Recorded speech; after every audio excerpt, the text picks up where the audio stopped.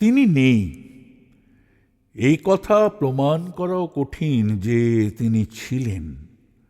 তার কিছু গল্প আছে, কিঞ্চিত দেনাও বাজারে। তার একটা বাড়ি ছিল, তাতে কড়ি বর্গা কিছুই ছিল না।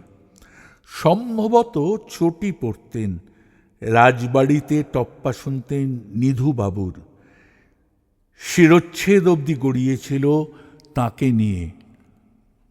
প্রমাণ রয়েছে তিনি প্রাণ ভিক্ষা করেননি রাইটার্সে।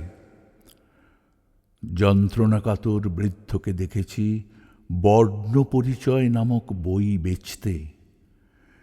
আসলে যে দেশের রাস্তায় তিনি হাঁটতেন সে কোন দেশ? কেউ কেউ এই প্রবাসেও তাকে দেখেছেন মধ্য কলকাতায় গল্প করছেন দুপুরে।